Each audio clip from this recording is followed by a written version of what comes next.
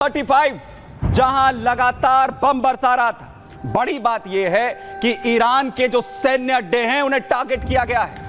1 अक्टूबर का यह बदला, 1 अक्टूबर को जो अटैक किया गया था ईरान की तरफ से और इजराइल ने कहा था हम हमला करेंगे, कितना खतरनाक करेंगे, कहां पर जो है हमला होगा ये कोई समझ नहीं पाएगा और ऐसा ही हमला यहां पर किया गया है। लेकिन इस हमले की तारीखें 1 अक्टूबर आप देख रहे हैं, जहां पर 1 अक्टूबर ईरान हमला करता है, बड़ा अटैक होता है और कहा जाता है कि नसरअल्लाह की मौत हुई है, नसरअल्लाह को इजराइल ने मार दिया और इसीलिए यह अटैक कर रहा है ईरान। और रिटेलिएट ना करे इजराइल को धमकाया गया रिटेलिएट मत करना वरना जवाब मिलेगा। और 26 अक्टूबर को नेतन्याहू ने वो कर दिखाया जिसकी उम्मीद किसी को नहीं थी। 25 दिन लगे यहां पर और उसके बाद बड़ा हमला इजराइल यहां पर करता और पूरी तरह से दहला देता। और कितना खतरनाक ये हमला और कितना खतरनाक अब मिडल ईस्ट में ये युद्ध हो चुका है। देखिए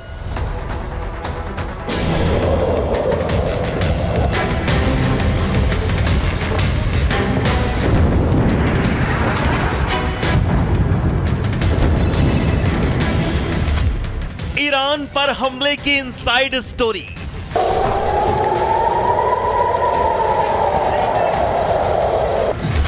इजराइल ने की पूरे 25 दिन तैयारी।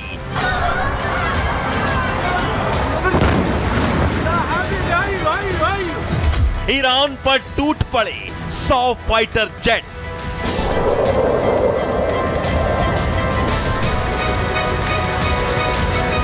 बारह घंटे में 2 बार ईरान पर बारूदी बौछार।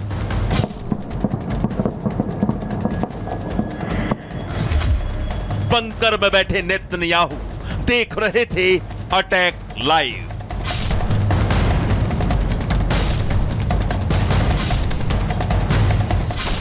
पच्चीस दिन बाद इजराइल ने ईरान पर बारूदी हमला बोल ही दिया। इजराइल के भयंकर हमले से ईरान में हाहाकार मच गया।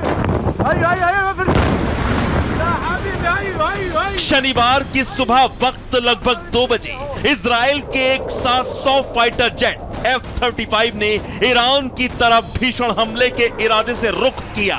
इजराइल के फाइटर जेट ने 2000 किलोमीटर की दूरी तय की और फिर तेहरान समेत ईरान के कई शहरों पर आग बरसा दी। ईरान के कई मिलिट्री ठिकाने और एयरपोर्ट तबाह कर दिए। अली खमेनी ने पहले ही कहा था कि अगर इजराइल ने कोई जवाबी कार्रवाई की 1 अक्टूबर के बदले में तो हम 100% जवाबी कार्रवाई करेंगे। और मुझे पक्का यकीन है कि दोनों के दोनों, चाहे वो नेतन्याहू हैं चाहे अली खमेनी है, दोनों ही ईगोइस्ट हैं, दोनों की प्रेस्टीज इन्वॉल्व है, दोनों की क्रेडिबिलिटी इन्वॉल्व है और ईरान बड़े पैमाने पर इजराइल के ऊपर हमला करेगा। दरअसल पिछले 25 दिन से इजराइल ईरान के हमले से भड़का हुआ था। अंदर ही अंदर इजराइल बदले की आग में झुलस रहा था, लेकिन इस दौरान इजराइल ईरान पर हमले का सॉलिड ब्लूप्रिंट भी तैयार कर रहा था। एक तरफ 2000 किलोमीटर दूर ईरान के अंदर घुसकर इजरायली F-35 लड़ाकू विमान ईरान पर बर्बादी का बारूद बरसा रहे थे और इधर इजरायली प्रधानमंत्री नेतन्याहू और उनके रक्षा मंत्री योआव गैलेंट बंकर के अंदर बैठकर ईरान पर हमले की एक तस्वीर लाइव देख रहे थे। क्योंकि आपसी डिस्टेंस जो है तकरीबन 2000 किलोमीटर है, तो 2000 किलोमीटर आना, 2000 किलोमीटर जाना और बीच में रास्ते में एरियल रिफ्यूलिंग करना, वो इजराइल की बस की बात में है। लेकिन जहाँ तक ईरान का ताल्लुक है, ईरान के बस की बात नहीं है। ईरान के हवाई जहाज़ जो है रास्ते में ही गिर जाएंगे या इजराइल के सामने टिक नहीं पाएंगे, इसलिए वो एरियल कॉम्बैट में इन्वॉल्व नहीं होगा। वो हमला करेगा 3 या 4 तरफा, अपने प्रॉक्सीज के माध्यम से भी, हाउथीज के माध्यम से भी, हमास के माध्यम से भी और हिजबुल्लाह के माध्यम से भी। ईरान पर हमले के ब्लूप्रिंट में नेतन्याहू ने 25 दिन के अंदर कई ईरानी टारगेट लॉक किए थे और उन्हीं टारगेट को इजरायली F-35 फाइटर जेट पल भर में तबाह कर सही सलामत वापस इजराइल लौट भी आए।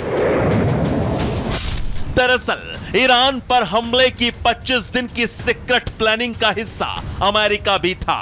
इजराइल पर ईरानी हमले के बाद से नेतन्याहू बाइडेन के बीच फोन पर बातचीत जारी थी। नेतन्याहू बाइडेन को ईरान पर कब और कैसे हमला करेंगे इसकी पूरी जानकारी साझा कर रहे थे।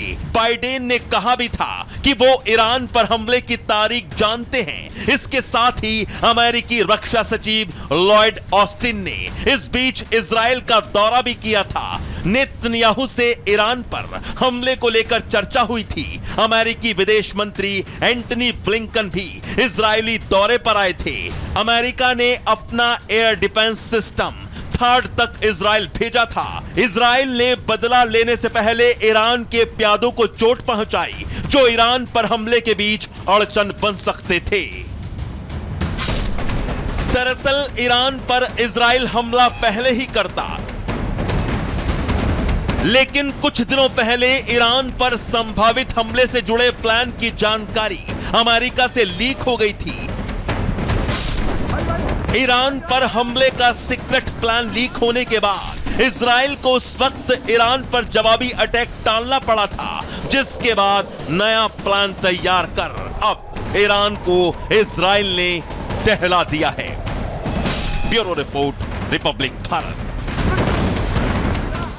तो अमेरिका को पूरी जानकारी थी इस हमले की, एक एक तस्वीर दी गई थी, और इसीलिए सवाल मिडिल ईस्ट के लिए, क्या ईरान पलटवार करेगा? और अगर यह पलटवार अब होता है तो मिडिल ईस्ट में क्या हो जाएगी महावॉर और क्या छिड़ जाएगा संग्राम? ये सबसे बड़ा सवाल। संग्राम में आज के लिए इतना ही, धन्यवाद।